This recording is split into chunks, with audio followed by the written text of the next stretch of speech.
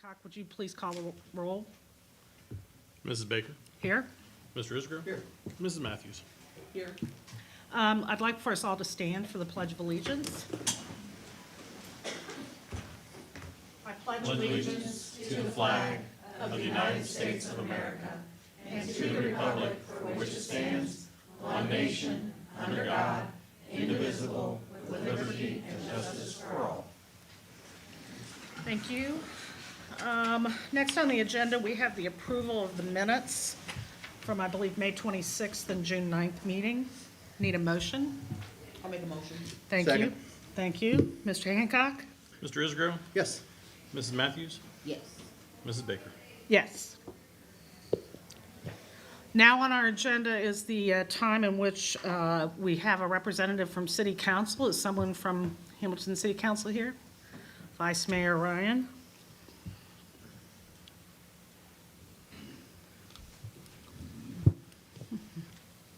Good evening. So Good. nice to see you guys. Hope your summer's going okay. Yep. Just a quick update here. Congratulations on the city by landing the new Hilton Hotel downtown. It's going to be a Yes. huge development project for the entire city, especially our downtown, Main Street and High Street businesses. So we are definitely excited and appreciate your assistance on that as well. Yesterday morning, I had a meeting with infrastructure director, public works director, public safety, with some officials from CSX. As all as you know, the last few months has been absolutely awful with blocked crossings in town, including Millville Avenue and Laurel. So over the course of an hour and a half, I will be the first to tell you it was quite frustrating at times, you know, that they're going to hold their ground, but I was going to hold mine on behalf of the city and the residents. So needless to say, we are making some progress. Here in the next few weeks, our engineering staff is going to put together a plan of action. There's some state grants and federal grants that we're going to be taking advantage of in hopes that we can develop a method to help reduce some of the issues that they are causing us. And on the other end, they are also going to partner with us on some potential developments and solutions. So hang in there. We're aware of the problem, and we do encourage our residents to contact, that nice 1-800 number on the sign, or the police, if you can do that for us as well. So other than that, I hope everybody has a great July 4th. We've got the parade at 10, fireworks at 10 p.m. that night. We're going to have a lot of businesses open downtown.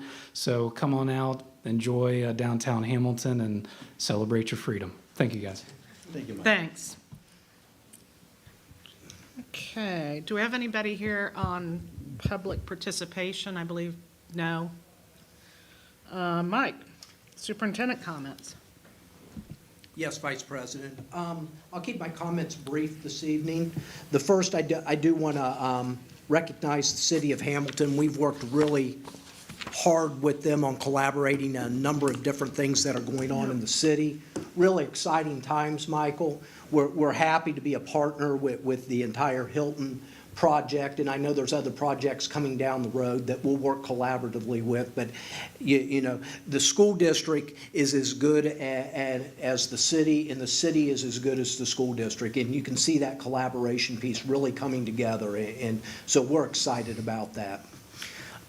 Summer months, at least at central office, there is a lot of planning that's involved going into the next school year, and our entire central office team is busy planning. We have had a variety of different teachers and coaches coming in through the month of June for additional trainings, and it's a good time to do that. And we continue to plan towards the beginning of the 22-23 school year, opening on August 15th with students. And one of the things that I want to remind individuals of right now is that just as we did last year, we are starting on a hybrid schedule over the first 4 days. We found that extremely beneficial to teachers in the fact that they only got half the kids for the first 2 days. And in many times, that's when you're starting to build those relationships. And only having half those students in the class allows us to get off to a really good start with that. So the first 4 days is a hybrid start to the school year, culminating in August 19th, which is a Friday, in which we'll have all of our students here for the first time.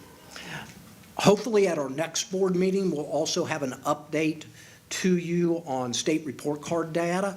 We know that through our diagnostic vendor data, we have seen tremendous growth in a lot of different areas, and we're really excited about that growth piece. As you know, we use growth as a major determinant on success of students. We do have students that are significantly behind at certain points, and using that growth piece is a way that we can truly measure the effectiveness of our curriculum programs, of our our strategies, what we're doing in the classroom.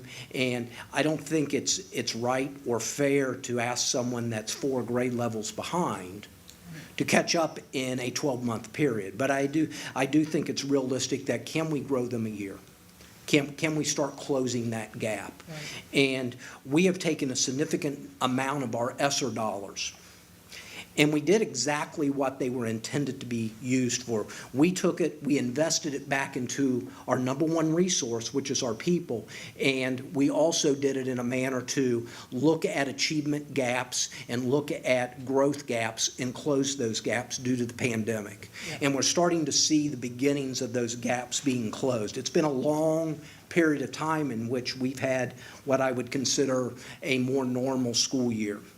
And even though we've been in school this entire year, being the 21-22 school year, we were disrupted due to a variety of things: quarantines, positive COVID cases.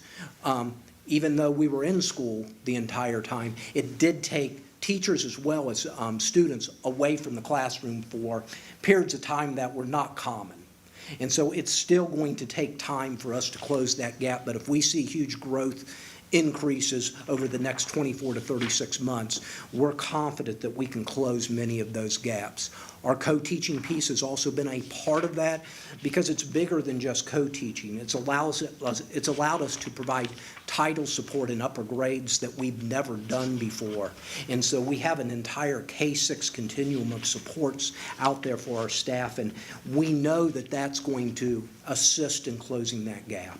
And so we're excited with our initial results, but we'll get some more finalized data to you, hopefully being able to present that at the August 25th board meeting. That concludes my comments for this evening.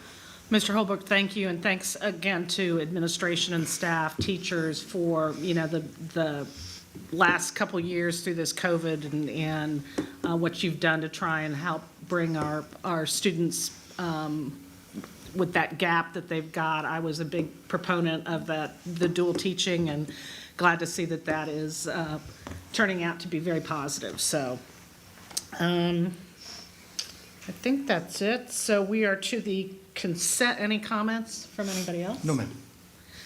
Okay, consent agenda. I need a motion to approve the consent agenda. I'll make that motion.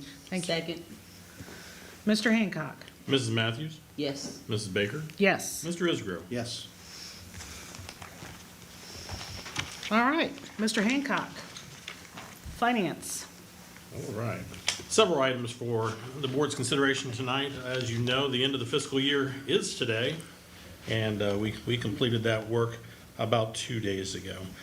So as we go through that agenda, a lot of this is compliance, things that we have to do. We have the Lane Library tax budget.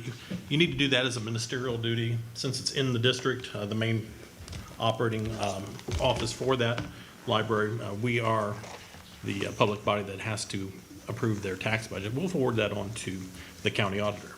The Ohio Coalition for Equity and Adequacy of School Funding, they're doing the lawsuit on Ed Choice vouchers. We're recommending that we continue to be a member of that group.